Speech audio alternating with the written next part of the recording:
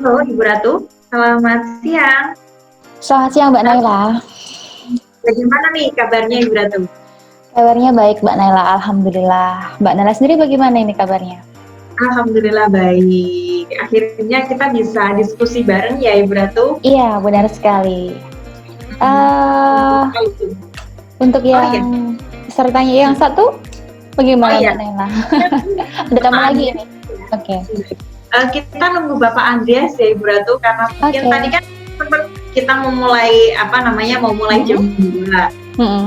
Lebih 5 menit nih sekarang jam 2 lebih 5 menit karena memang ada gangguan teknis ya. Oke, Namanya baik. juga diskusi LDR. Pasti ada kendala itu pasti ya berarti ya. Iya, benar sekali.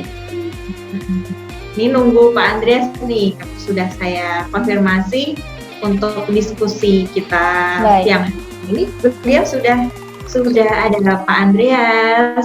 Saya sapa dulu ya Ibu Ratu ya. Baik, silahkan Mbak Halo, Naila. Halo Bapak Andreas. halo ya, halo Kak Ratu dan Iya, selamat siang Bapak Andreas. ya, Apa kabarnya hari ini Bapak Andreas? baik, baik. Mm-mm. Oke, mohon maaf sebelumnya ini Bapak Andreas sama Ibu Ratu baru ketemu LDR atau via Zoom siang hari ini ya? Sebelumnya Iya gimana? dong. Baru ketemu hari ini. Baru ketemu hari ini, bertatap muka langsung dengan Bapak Andreas via Zoom hari ini ya. Mantap, Ya, Bapak. siap. Oke, gimana nih Bapak Andreas selama masih mohon maaf sebelumnya Bapak Andreas ini alamatnya di mana sih? Bali, saya di Bali. Oh di Bali. Masih new normal ya Bapak ya? Masih. Baik, sebelum kita ke topik pembahasan pada siang hari ini nih, ini obrolan kita hari ini kan tentang kebahagiaan. Ini Bapak Andreas sama Ibu Ratu siang ini bahagia nggak sih? Wah, bahagia sekali nih Mbak Naila nih, bisa ketemu dengan Bapak Andreas dari Bali nih ya. Iya. Bahagia, Bahagia sekali. bahagia. Oke, saya mulai nih ya Bapak ya. Ngobrolin tentang kebahagiaan ya. Saya kemarin mungkin beberapa hari yang lalu saya baca sebuah jurnal penelitian tentang kebahagiaan. Dan ternyata 30 tahun terakhir ini entah di Indonesia ataupun di negara-negara lain ternyata tingkat kebahagiaan seorang wanita itu cenderung menurun Ibu Ratu. Jadi tingkat kebahagiaan seorang wanita itu di penelitian tersebut dinyatakan menurun begitu. Bukan hanya di luar negeri, di internasional gitu, tapi ternyata di Indonesia itu juga cenderung menurun tingkat kebahagiaan para wanita itu turun. Nah, menurut Bapak Andreas sendiri bagaimana nih menyikapi kasus tersebut, penelitian tersebut? Benar nggak sih wanita itu kurang bahagia saat ini? Gimana nih Bapak? Jangan-jangan Mbak Naila juga kurang bahagia nih. Mantap. Iya. Gimana nih Bapak? Memang manusia zaman sekarang sering kurang bahagia karena ya mereka mencari di tempat yang salah, mereka mencari di lokasi yang keliru. Jadi seumpama seekor ada cerita seekor anjing yang punya ekor dan dia mencari ekornya karena kebahagiaan tuh ada di ekornya.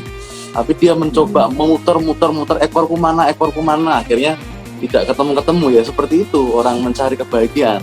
Sudah ada di saat ini, di sini, tapi dia cari ke lokasi yang keliru, akhirnya ya banyak kekeliruan dan tidak menemukan kebahagiaan itu. Kira-kira seperti itu. Gitu. Jadi sebenarnya orang zaman sekarang itu dia sudah punya kebahagiaan, tapi dia mencari dengan cara yang salah, begitu ya Bapak? Dengan lokasi yang salah, begitu kah?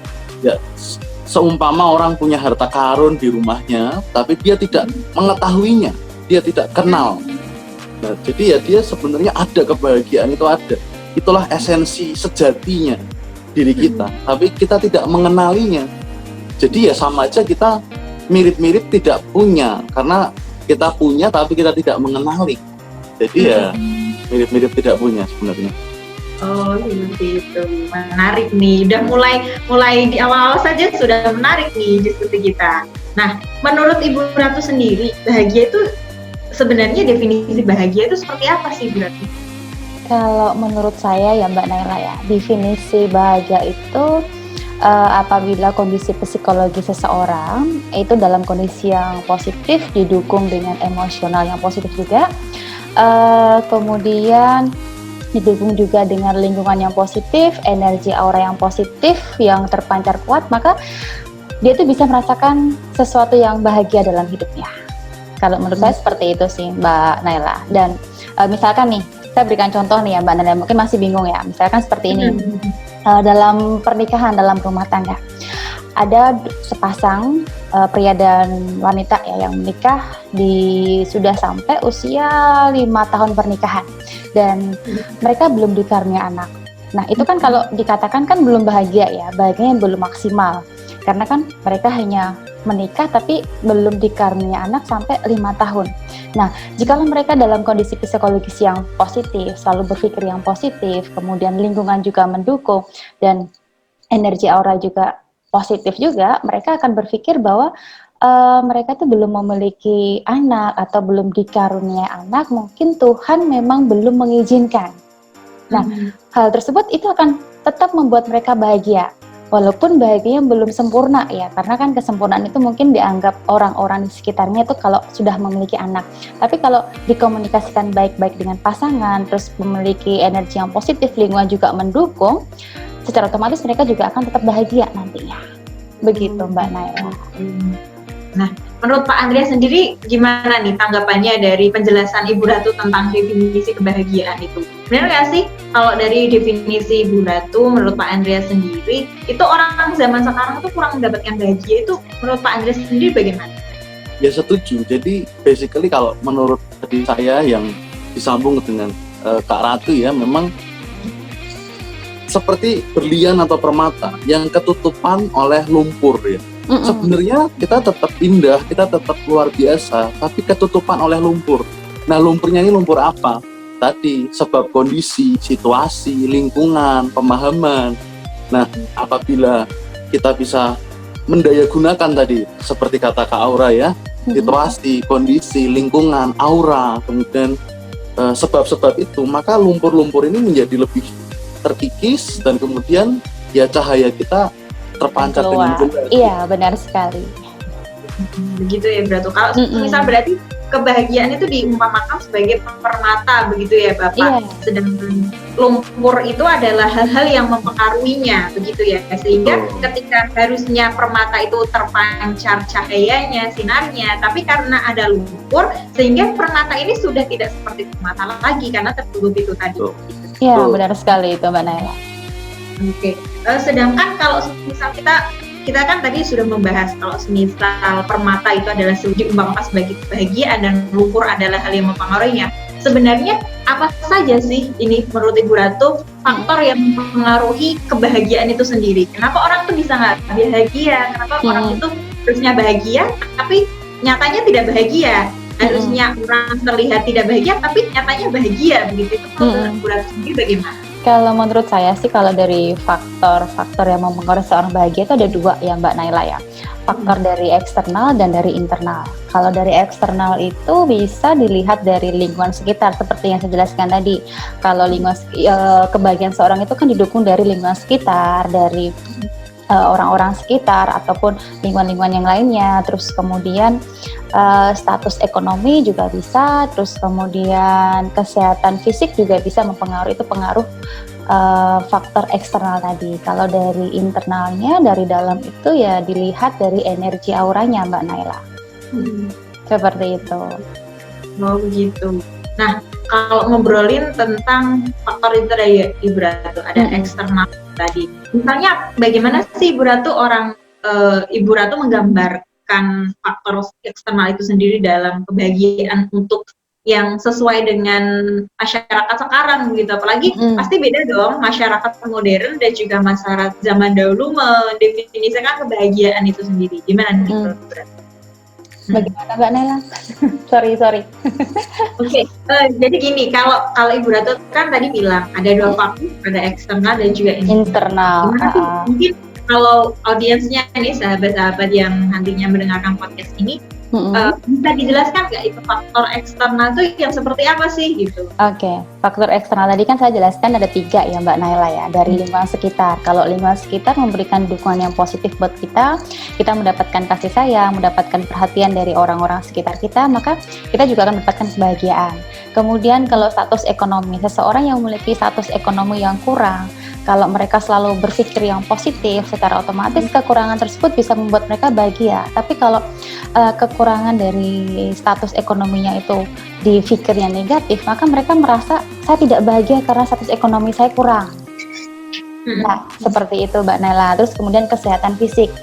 Kesehatan fisik, kalau dia sakit-sakitan, dia selalu berpikir yang positif, memiliki energi yang positif, dan dia beranggapan bahwa penyakitnya tersebut itu adalah pemberian dari Tuhan. Mungkin Tuhan memberikan yang ada suatu alasan yang positif dari Tuhan mengapa dia diberikan penyakit tersebut, maka dia akan merasakan kebahagiaan tersebut. Tapi kalau dia berpikir negatif, ini penyakit dari Tuhan, ini membuat saya sakit-sakitan, membuat saya sengsara, ya dia tidak akan bahagia nantinya Mbak Naila. Begitu. Iya, benar kan Bapak Andreas seperti itu ya Bapak ya? Bapak Andreas. Iya.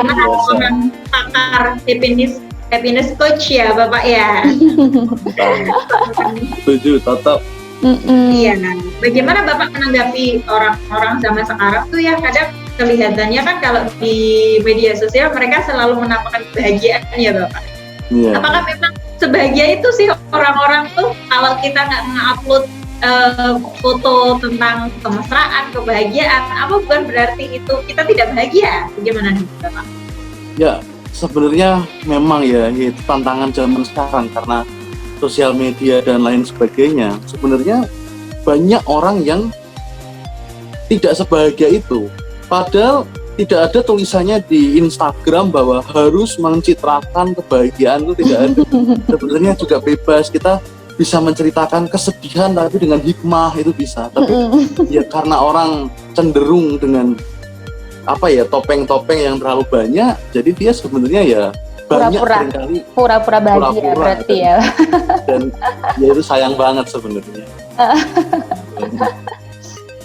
Oke, kita lanjut tadi ya, pertanyaan saya sampai mana? Sampai tentang media sosial yang mempengaruhi kebahagiaan. Ternyata tadi ya dari Bu Ratu dan juga Pak Andreas mengatakan bahwa orang tuh pura-pura bahagia, kadang tuh pura-pura bahagia meskipun dia terlihat bahagia, nyatanya tidak begitu ya. Pun sebaliknya gitu. Oke, saya ke Pak Andreas nih. Sebenarnya apa sih Bapak yang mempengaruhi hal itu yang bisa menyebabkan orang-orang pada seperti itu? Bagaimana sih Bapak orang ingin, karena saya pernah nih Bapak membaca sebuah artikel kalau orang itu ketika dia posting mengupload foto di media sosial dan dia diberi like, dikasih komen yang bagus-bagus, itu bisa meningkatkan hormon dopamin, hormon kebahagiaan gitu. Nah, apakah dengan cara seperti itu memang salah satu cara orang sekarang, masyarakat modern itu untuk menguatkan atau meningkatkan kebahagiaannya? Itu bagaimana tanggapan Bapak? Ya itu sebenarnya memang seperti kalau tadi pakai perumpamaan yang saya bilang, yaitu bisa dibilang bahagia, tapi bahagia yang bukan yang hakiki ya, bukan permata yang sejati, tapi ya bahagia-bahagia recehan gitu ya. Nah, bahagia-bahagia recehan sebenarnya itu dari zaman dulu adalah ya tadi ya, seperti pujian dan cacian. Nah, pujian dan cacian ini zaman sekarang bermanifestasi menjadi like, dislike gitu. Tapi pertama-tama wajar, jadi memang wajar bagi kita untuk dipuji senang, dicaci sedih, wajar. Tapi yang lebih indah adalah kalau kita mau menggali lebih dalam, apa sih bahagia yang lebih dalam ini? Cuma buat kita yang memang oh ya ini saya suka dikasih like orang, ya itu sebenarnya kita akui aja juga it's okay, wajar. Oh gitu. Oh, jadi itu kalau misal orang upload video atau foto tentang kebahagiaan terus dapat likes, itu wajar sekali, tapi memang bukan arti dari kebahagiaan yang hakiki itu sendiri, begitu ya Bapak? Iya, betul. Sebenarnya kebahagiaan yang hakiki menurut masyarakat modern sekarang tuh bagaimana Bapak? Yang bagaimana sih? Sebenarnya bahagia yang sejati kalau mau dibahasakan yang paling mudah adalah kita bisa menikmati saat ini dan di sini. Jadi apapun kondisinya, memang kita bisa menerima di sini saat ini. Menerima di sini saat ini itu bukan kayak saya nerima gitu ya. Benar-benar menikmati. Jadi menikmati hidup, Bersyukur apapun gitu ya Pak. Ya betul, senang susah kita nikmati. Kita nikmati, kita syukuri gitu. Alhamdulillah, betul. Nah, oke. Kalau menurut Ibu Ratu sendiri, mungkin ada yang perlu ditambahin, Ibu menanggapi dari masalah yang saya katakan tadi, bagaimana? Kalau menurut saya sih mereka upload foto-foto seperti itu di sosial media karena itu merupakan kebahagiaan mereka. Mereka ingin berbagi rasa bahagia tersebut kepada orang-orang sekitar atau kepada fansnya atau kepada follow-nya. Saya rasa seperti itu sih Mbak Naila. Dan saya anggap walaupun mereka tuh pura-pura bahagia, tapi ya dianggap itu sudah membuat mereka bahagia, ya kita harus bisa mendukung mereka. Begitu. Berikan respon yang positif aja sih. Kalau dari segi auranya tuh seperti bagaimana Ibu? Karena kan tadi Ibu mengatakan tentang definisi hal yang mempengaruhi kebahagiaan, faktor yang mempengaruhi kebahagiaan seseorang itu juga dipengaruhi oleh seberapa kuat aura positif dalam dirinya, seberapa kuat energi dalam dirinya. Kalau menurut Ibu Ratu sendiri terkait auranya tuh bagaimana orang-orang yang seperti itu, masyarakat modern yang suka nge-posting dan berharap mendapatkan likes itu gimana? Kalau saya lihat dari auranya mereka, sebenarnya mereka tuh butuh dukungan ya, butuh dukungan mungkin saja. Kalau saya lihat dari energi auranya itu belum begitu maksimal positifnya, karena kan mereka butuh dukungan. Kalau like-nya banyak berarti dia akan terlihat sangat bahagia, tapi kalau like-nya sedikit ya rasa bahagia itu kurang, karena kan yang menyukai dari foto mungkin kemesraan mereka itu sedikit, jadi ya rasanya kurang bahagia. Kalau lihat dari segi auranya ya belum positif banget sih ya Mbak ya, tapi ya kita dukung aja lah buat mereka yang suka upload foto-foto yang positif seperti foto-foto kemesraan atau kebahagiaan mereka. Begitu. Nah, terus gimana nih Bu Ratu cara agar energi kita selalu positif, aura dalam diri kita agar selalu positif, agar nantinya kita bahagia? Nah, untuk membuat energi aura kita positif ya dari diri kita dulu ya Mbak Naila ya, karena kan aura positif itu berasal dari diri kita. Kalau kita bisa berpikir positif ya pasti aura kita juga positif. Terus kita harus melakukan, kalau tubuh kita juga sehat, kita pasti memiliki aura yang positif atau pikiran yang positif juga. Ya rajin-rajin olahraga, kemudian pola hidup yang baik juga, kemudian harus banyak berkumpul dengan orang-orang yang positif, karena itu juga akan mempengaruhi nantinya. Karena kan tadi saya bilang kalau bahagia itu didukung dari lingkungan juga ya Mbak Naila ya. Jadi kita harus berkumpul dengan orang-orang atau di lingkungan yang positif juga. Nanti juga akan bisa membantu kita memiliki aura yang positif nantinya. Dan lagi bisa dengan cara meditasi aura. Kalau dengan meditasi aura itu kan tubuh kita, fisik kita, batin kita juga akan jadi positif nantinya. Semula negatif nantinya juga akan jadi positif dan akan memiliki pancaran aura yang positif dalam diri kita nanti. Begitu Mbak Naila. Gimana nih Pak Andreas? Saya kemarin beberapa kali lihat postingan Bapak Andreas di Instagram nih, banyak melakukan meditasi ya Pak. Bapak membahas tentang meditasi. Ada nggak sih Pak hubungan antara meditasi ketenangan diri seseorang dengan kebahagiaan? Ada nggak Pak? Gitu. Ada dong. Jadi sebenarnya kunci kebahagiaan kan tadi seperti yang Kak Aura sampaikan tuh, saya setuju sekali. Itu luar biasa, memang benar-benar ya itu betul-betul sekali. Kemudian juga memang menikmati hidup dengan penuh kesadaran. Nah, menikmati hidup dengan penuh kesadaran itu bahasa menikmati hidup dengan penuh kesadaran. Misalnya kita makan ini ya, saya kasih contoh ya. Kita bisa minum, kita bisa minum dengan penuh kesadaran.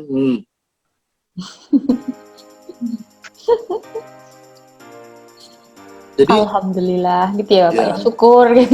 perhatian kita tuh minum, kemudian kita fokus minum, pikiran kita tidak loncat-loncat. Nah, istilah kuno untuk ilmu itu namanya meditasi. Nanti meditasi itu kembangannya banyak sekali, tapi ya memang basisnya adalah kesadaran. Tapi juga bisa kita kembangkan dengan niat kita, intensi kita, energi kita tuh, ya jadi kesimpulannya sangat ada hubungannya antara meditasi dengan kebahagiaan. Sebenarnya kalau misal orang pengen bahagia, meditasi itu perlu nggak sih Pak? Perlu. Jadi meditasi itu bahasa yang paling sederhananya ya adalah menikmati hidup dengan penuh kesadaran. Nah, apakah bukan yang harus dia bersila sendirian seperti itu ya Bapak ya? itu metode? Jadi metode namanya meditasi formal. Jadi meditasi ada dua, formal dan informal. Kalau formal tuh kita harus siapkan waktu, siapkan ini aksesoris, kemudian tempat duduknya. Ini saya bersila dengan kakinya seperti apa, itu meditasi formal. Tapi meditasi informal adalah menikmati hidup 24 jam dengan penuh kesadaran. Kalau bahasa Jawa itu eling lan waspodo. Tapi ya itu dua-duanya penting. Bagus nggak meditasi formal? Bagus dong. Informal bagus. Jadi ya istilah kuno untuk kata-kata tadi adalah meditasi. Itu meditasi jadi sangat baik gitu. Oke. Nah, kalau kita tadi kan sudah membahas tentang definisi kebahagiaan itu apa, faktor yang mempengaruhi kebahagiaan itu apa, beserta juga apa sih yang menyebabkan seseorang itu apa sih seseorang itu kurang merasa bahagia gitu. Kalau menurut Ibu Ratu sendiri, apa sih yang menyebabkan orang-orang, tadi kan ada penelitian tentang kalau masyarakat zaman sekarang tuh kurang bahagia nih gitu. Apa sih sebenarnya yang mereka cari dan apa yang menyebabkan mereka itu jadi kurang bahagia untuk masyarakat saat ini, Bu Ratu? Kalau menurut saya yang membuat mereka kurang bahagia ya karena mereka kurang bersyukur ya Mbak Naila ya. Kurang bersyukur dengan apa yang mereka dapatkan saat ini. Mereka sudah mendapatkan apa yang dia inginkan. Misalkan mereka sudah dapatkan apa yang mereka inginkan. Tapi mereka menganggap itu, aduh saya kurang. Merasa kurang dan merasa kurang. Saya kurang banyak nih apa yang saya dapatkan. Jadi saya merasa kurang bahagia. Nah, dia tidak bersyukur kalau seperti itu, sehingga bahagia yang seharusnya sudah ada, dia masih mencari lagi bahagia lagi, mencari lagi bahagia lagi, dan akhirnya dia nggak dapat rasa bahagia tersebut. Dan energi orang yang seperti itu ya sangat-sangat negatif sekali ya, karena rasa kurang syukurnya tadi yang membuat dia itu tidak bahagia, tidak mendapatkan kebahagiaan. Seperti itu, jadi kurang rasa syukur itu bisa menyebabkan seorang itu jadi kurang bahagia sekali. Rasa syukur tersebut karena dipengaruhi oleh energi negatif ya Mbak Naila ya, pikiran yang negatif, energi negatif, aura yang negatif juga, itu bisa membuat mereka tuh tidak bersyukur dengan apa yang mereka dapatkan. Mereka merasa kurang dan kurang. Padahal kan kebahagiaan itu harus pas ya, takarannya itu harus pas, tidak boleh kurang, tidak boleh lebih. Kalau kekurangan ya juga tidak baik, kalau kelebihan juga tidak baik nantinya. Seperti itu kan ya Mbak Naila ya. Seperti itu ya Bapak ya. Betul. Kalau Bapak, apa sih yang harus kita mungkin masyarakat luas ini lakukan agar mereka selalu keep enjoy, selalu bahagia, itu apa yang harus mereka lakukan? Ya, saya akan menyambung dengan tadi istilah Kak Ratu ya, yaitu bersyukur. Jadi sebenarnya menikmati hidup dengan penuh kesadaran, tadi ya meditasi dan syukur itu sama. Jadi kalau kita bedah, syukur itu apa sih? Syukur itu adalah mengapresiasi keindahan dari yang sudah ada. Iya, contoh, berarti nafas ya, kita mensyukuri nafas, kita menikmati keindahan dari yang udah ada. Tarik nafas, buang nafas. Nah terus kita mau tambahkan alhamdulillah juga boleh. Kemudian kita ngolet, kita nikmati ngolet. Kemudian apa? Minum, makan, tidur, banyak, dan bersama keluarga. Bahkan para guru saya juga, saya berguru banyak ke Tibet ya, itu dia bisa menikmati kematian. Kematian pun dia nikmati dan disyukuri dengan dia siap-siap dulu. kemudian nanti dia akan tahu, oh ini saya akan mati nih besok nih, kemudian dirayakan, dia akan siap-siap. Nah itu puncak dari ilmu kesadaran, memang menikmati semuanya dengan penuh syukur, penuh kesadaran tuh ya luar biasa. Dan itu bisa kita mulai dengan hal-hal sederhana, mengapresiasi indahnya nafas, langit, daun-daun, awan, dan lain sebagainya. Gitu kira-kira. Oke, sangat menarik sekali diskusi kita siang hari ini ya, meskipun ada sedikit kendala, tapi tetap tidak menghilangkan rasa syukur kita atas Tuhan yang telah memberikan waktu untuk kita bisa bertemu meskipun di tempat yang berbeda ya Bapak, meskipun di virtual seperti ini ya Ibu Ratu ya. Iya benar sekali. Apa sih yang ingin Bapak Andreas sampaikan dan juga Ibu Ratu ingin sampaikan ke sahabat-sahabat yang mendengarkan atau menonton video ini nanti tentang kebahagiaan khususnya? Mungkin dari Ibu Ratu dulu deh. Saran ini Mbak atau apa ini? Saran sih, lebih ke saran sih orang-orang yang dia pasti kan penasaran. Saya kok merasa kurang bahagia ya, kurang enjoy hidup saya bisa kayak gini sih gitu. Oke, saran saya buat sahabat Aura semuanya nih ya, yang ada di rumah, alangkah baiknya kita harus bisa mensyukuri dan menikmati apa yang ada dalam hidup kita. Untuk mendapatkan kebahagiaan itu di depan mata itu sudah ada. Jadi kita tuh harus bisa mensyukuri dan menikmati. Jangan berharap yang lebih lah. Memang Tuhan memberikan yang itu ya sudah, kita terima aja yang ini. Ya istilahnya menerima ing pandum gitu ya Mbak Naila ya. Jadi itu juga akan membuat kita bahagia nanti ya. Dan selalu memiliki aura yang positif, pikiran yang positif juga akan membantu sahabat Aura semuanya bisa mendapatkan kebahagiaan tersebut. Itu aja sih Mbak Nela, saran saya buat sahabat Aura semuanya, biar mereka bisa mendapatkan kebahagiaan. Oke, intinya adalah menerima ya apapun yang telah diberikan ke kita begitu ya. Benar sekali.